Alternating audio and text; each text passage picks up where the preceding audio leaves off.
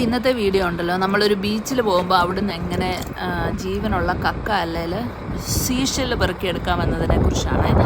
ഞാൻ ആദ്യമായിട്ട് ചെയ്ത ഒരു കാര്യമാണ്, അതുകൊണ്ട് ഞാൻ ഭയങ്കര എക്സൈറ്റഡ് ആയിരുന്നു. നമ്മൾ എന്ത് കാര്യം ആദ്യം ചെയ്യുമ്പോഴും സൂപ്പർ എക്സൈറ്റഡ് ആണല്ലോ. ഇത് ന്യൂസിലാൻഡിലെ നോർത്ത്-ലാൻഡിലുള്ള 90 മൈൽ ബീച്ചിൽ നിന്നാണ് ഞാൻ എൻ്റെ ഒരു ഫിലിപ്പിനോ ഫ്രണ്ടിൻ്റെ കൂടെ പോയത്. അപ്പോൾ പുള്ളിക്കാരി ഇങ്ങനത്തെ കാര്യത്തിലൊക്കെ ഭയങ്കര അഗ്രഗണ്യാണ്. അപ്പോൾ എന്നെ പഠിപ്പിക്കുമായിരുന്നു. നമ്മൾ ഇങ്ങനെ മണ്ണിക്കൂടെ നടക്കുമ്പോൾ ഇതുപോലെ ഇങ്ങനെ പൊങ്ങിയിരിക്കുന്ന പോർഷൻസ് ശ്രദ്ധിച്ചാൽ മതി കേട്ടോ. എന്നിട്ട് അതിൻ്റെ അവിടെ നമ്മളിങ്ങനെ കുഴിച്ചിട്ടാണ് ഈ ജീവനുള്ള സീഷെല്ലിനെ എടുക്കുന്നത്. അപ്പോൾ ലോ ടൈഡുള്ളപ്പോഴാണ് ഇത് ചെയ്യേണ്ടത്. ഹൈ ടൈഡുള്ളപ്പോൾ ഇത് കടലിൽ നിന്ന് ഇങ്ങനെ വരും.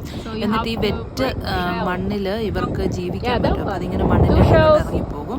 അപ്പോൾ അവിടെ ഇങ്ങനെ പൊങ്ങിയിരിക്കും. എന്നിട്ട് ഈ സീഷെല്ലിനെ നമ്മൾ 2 എണ്ണത്തെ എടുത്തിട്ട് അങ്ങോട്ടും ഇടിച്ച് ബ്രേക്ക് ചെയ്ത് ഇതിൻ്റെ അകത്ത് നിന്ന് ഇറച്ചി കിട്ടും. എന്നിട്ട് ഒരു കറുത്ത പോർഷൻ ഉണ്ട്, അതിൻ്റെ ഓർഗൻസൊക്കെ. അത് നമ്മൾ കളഞ്ഞിട്ട് ജസ്റ്റ് ഒന്ന് വാഷ് ചെയ്തിട്ട് നമുക്കിതിനെ റോ ആയിട്ട് കഴിക്കാൻ പറ്റും. ഇവിടെ ഉള്ളവരൊക്കെ അങ്ങനെ റോ ആയിട്ട് കഴിക്കും. ഫിലിപ്പിനോസും ചൈനീസും ഒക്കെ ഇത് ഒരുപാട് യൂസ് ചെയ്യും. പക്ഷേ കുക്ക് ചെയ്തിട്ട് കഴിക്കുന്നതാണ് റെക്കമെൻഡഡ്. കാരണം ഫുഡ് പോയ്സണിങ്ങിനൊക്കെയുള്ള ചാൻസ് കുറയ്ക്കാൻ. പിന്നെ സീഷെല്ലിന് അലർജിയുള്ള ഒരുപാട് പേരുണ്ടല്ലോ, അപ്പോൾ അത് നമ്മൾ ശ്രദ്ധിക്കണം. എനിക്കിനി അലർജി ഒന്നുമില്ല, അതുകൊണ്ട് ഞാൻ റോ ആയിട്ട് കഴിച്ചു കേട്ടോ. പിന്നെ ന്യൂസിലാൻഡിൽ ഇതിന് കുറച്ച് റൂൾസ് ആൻഡ് റെഗുലേഷൻസ് ഒക്കെ ഉണ്ട്. നമ്മൾ റിക്രിയേഷനിൽ വേണ്ടി പിടിക്കുന്നതിന് സെല്ല് ചെയ്യാൻ പറ്റത്തില്ല. പിന്നെ ചില സ്പീഷീസിനെ പിടിക്കാൻ പറ്റില്ല.